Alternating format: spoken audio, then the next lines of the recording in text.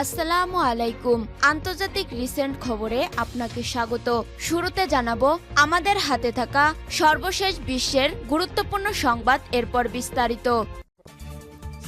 পুরোদমে Israel Iran Hezbollah যুদ্ধ চলছে, জানিয়ে দিব আমাদের হাতে থাকা সর্বশেষ গুরুত্বপূর্ণ আপডেট আন্তর্জাতিক সংবাদ। শুরুতেই জানিয়ে দিব যুদ্ধবিরতির পরও 10 গ্রামে প্রবেশে ইসরায়েলের নিষেধাজ্ঞা। লেবাননে যুদ্ধবিরতিতে সম্মত হয়েছে ইসরায়েল। গত বুধবার 27 নভেম্বর ভোর থেকে লেবাননে যুদ্ধবিরতি কার্যকর হয়েছে। এরপরও দেশটির দক্ষিণ অঞ্চলের 10 এলাকায় প্রবেশে নিষেধাজ্ঞা দিয়েছে ইসরায়েল। এরপর জানিয়ে দিব নেতানিয়াহু কি তাহলে আইসিসির গ্রেপ্তারি পরোয়ানা থেকে মুক্ত? গাজায় মানবতা বিরোধী অপরাধের দায়ে গত 21 নভেম্বর ইসরায়েলের প্রধানমন্ত্রী বেঞ্জামিন নেতানিয়াহু ও তার প্রাক্তন প্রতিরক্ষা মন্ত্রী ইয়োব গ্যালেন্টের বিরুদ্ধে গ্রেপ্তারি পরোয়ানা জারি করেছে আন্তর্জাতিক অপরাধ আদালত আইসিসি। এদিকে হাইপারসনিক ক্ষেপণাস্ত্র দিয়ে হামলার হুমকি দিলেন পুতিন।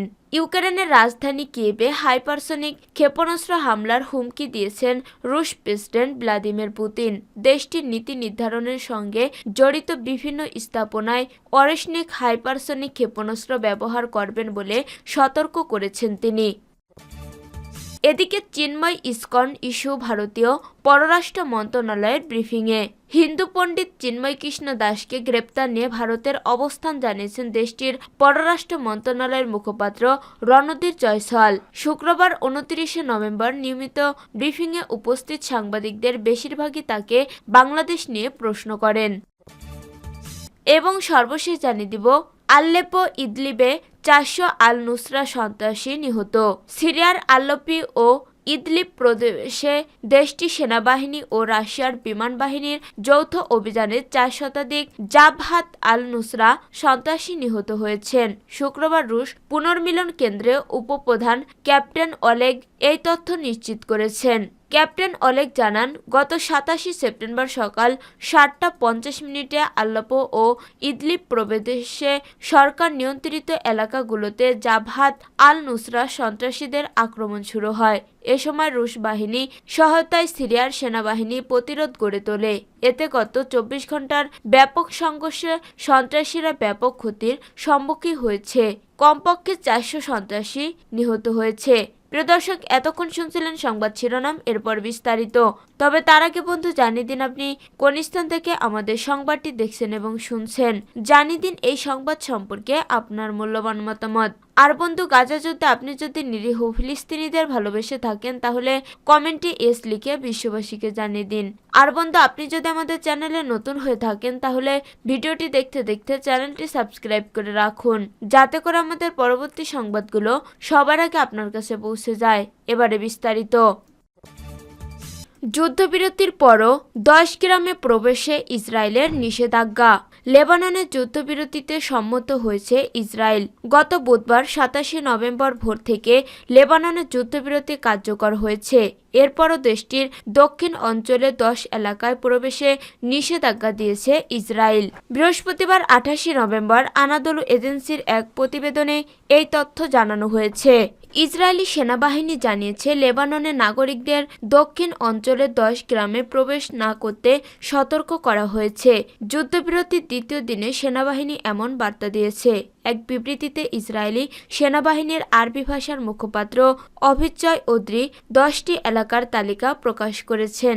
এসব এলাকায় পরবর্তীতে নির্দেশনা না দেওয়া পর্যন্ত প্রবেশের বিষয়ে নিষেধাজ্ঞা দেওয়া হয়েছে।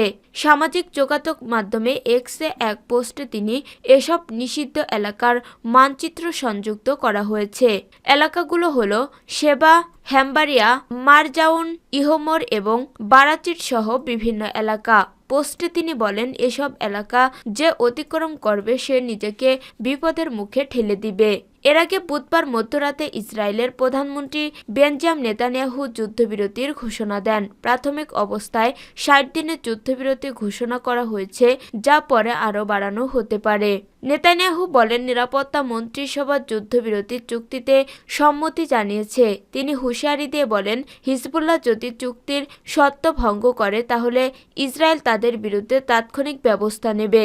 চুক্তি অনুসারে আগামী 60 দিনের মধ্যে লেবানন থেকে ইসরায়েল তাদের সব সেনা প্রত্যাহার করে নেবে। অন্যদিকে হিজবুল্লাহ সীমান্ত থেকে সরে লিটানি নদীর অপর প্রান্তে সরে যাবে।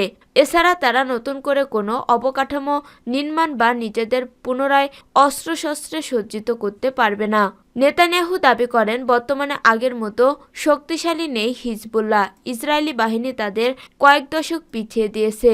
তেল আবিব যুদ্ধে লক্ষ্য পূরণ করেছে। এ সময় চুক্তি অমান্য করলে কঠোর জবাব দেওয়া হবে বলে হুঁশিয়ারি দেন তিনি। নেতানিয়াহু কি তাহলে আইসিসির গ্রেপ্তারা পরোয়ানা থেকে মুক্ত? গাজায় মানবতা বিরোধী অপরাধের দায়ে গত 21শে নভেম্বর ইসরায়েলের প্রধানমন্ত্রী বেঞ্জামিন নেতানিয়াহু ও তার প্রাক্তন প্রতিরক্ষা মন্ত্রী ইয়োব গ্যালেন্টের বিরুদ্ধে গ্রেপ্তারি পরোয়ানা জারি করেছে আন্তর্জাতিক অপরাধ আদালত আইসিসি। আইসিসির এই পরোয়ানা জারির পর নেতানিয়াহুকে তাদের দেশে গেলে গ্রেপ্তারের কথা জানিয়েছে ইউরোপীয় ইউনিয়ন সহ অনেক দেশ। তবে সম্প্রতি আইসিসির এই আদেশ না মানার কথা জানিয়েছে হাঙ্গেরি। শুধু তাই নয়, নেতানিয়াহুকে তাদের দেশ সফরের জন্য উষ্ণ আমন্ত্রণ জানিয়েছে দেশটি। হাঙ্গেরির এমন কথার পর ফ্রান্সও ভিন্ন ইঙ্গিত দিতে শুরু করেছে। প্রাথমিকভাবে দেশটি আইসিসির বিধিনিষেধ মেনে চলার কথা বললেও এখন নতুন করে যুক্তি দাঁড় করাচ্ছে দেশটি। এক্ষেত্রে প্যারিসের যুদ্ধ অপরাধের জন্য ইসরায়েলি প্রধানমন্ত্রীর বিরুদ্ধে জারি করা ওয়ারেন্ট বৈধ নয়, কারণ ইসরায়েল আইসিসির সদস্য নয়। ফ্রান্সের এমন যুক্তি দিতে পারে বাকি দেশগুলো, কারণ ইসরায়েল আইসিসির সদস্য দেশ নয়। এটা সবার বেলায় খাটে। তাহলে কি আইসিসির গ্রেপ্তারি পরোয়ানা থেকে মুক্ত নেতানিয়াহু? তাকে গ্রেপ্তার করা হবে না? ফ্রান্সের এই যুক্তির আইনত বৈধতা কি? রোম সংবিধির 27 অনুচ্ছেদ আদালতকে প্রতিষ্ঠিত করেছে। এর অর্থ রায়গুলি সরকারি ক্ষমতার ভিত্তিতে কোনো পার্থক্য ছাড়াই সকল ব্যক্তির জন্য সমানভাবে প্রযোজ্য এবং কোনো অবস্থাতেই একজন ব্যক্তিকে অপরাধমূলক দায়িত্ব থেকে অব্যাহতি দেয় না। হাইপারসনিক ক্ষেপণাস্ত্র দিয়ে হামলার হুমকি দিলেন পুতিন।